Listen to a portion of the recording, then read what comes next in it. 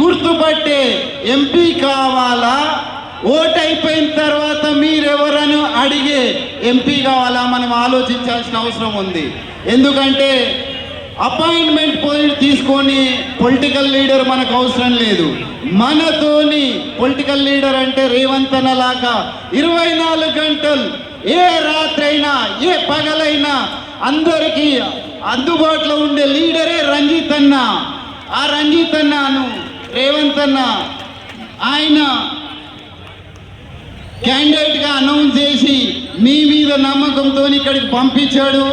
మీరందరూ రంజిత్ అన్నను పెద్ద మెజారిటీతో గెలిపించి రేవంత్ అన్నను ఇంకా శక్తిమంతుని సీఎంగా చేసినాము. సీఎంగా చేసి శక్తిమంతుడిగా తయారు చేశాము. ఇప్పుడు రంజిత్ అన్న ఎంపీగా గెలిపించి ఆయనను ఇంకా శక్తిమంతునిగా చేసి కేంద్ర ప్రభుత్వం నుంచి తెలంగాణ రాష్ట్రానికి కావాల్సిన నిధులన్నీ తీసుకొచ్చి మనందరికీ అవసరాలకు, మన రాష్ట్ర అవసరాలకు ఏమైతే అవసరం ఉందో కొట్లాడడానికి రంజిత్ అన్నంట లాంటి 14 మంది ఎంపీలను ఇవ్వాల్సిందిగా రేవంత్ అన్న తరఫున రేవంత్ అన్న కోరిండు. రేవంత్ అన్న తరఫున మీ అందరినీ శిరస్సు వరించి నమస్కరించి అడుగుతా ఉన్నా, రంజిత్ అన్న లక్షల మెజారిటీతో చేవెళ్ళ ఎంపీగా గెలిపించాలని కోరుకుంటూ ఏం జరుగుతుందో. ఎందుకంటే ఆ పార్టీలో ఉన్నోళ్ళు ఎన్నికలు వచ్చేసి ఈ కమలానికి ఏమని కారు గుర్తులు చెప్తున్నారంట. కారు గుర్తోళ్ళు కమలానికి ఓటేస్తే కమలం పోయి ఏమవుతుందో మీకు అందరికి తెలుసు. కారు గుర్తుకు ఓటేసినా కమలం గుర్తుకు ఓటేసినా ఒక్కటే. కమలం గుర్తుకు ఓటేస్తే మన రాష్ట్రానికి వచ్చేది గుండు సున్నానే, గాడిద గుడ్డు రేవంత్ అన్న అన్నట్టు. ఆ గాడిద గుడ్డు కావాలా?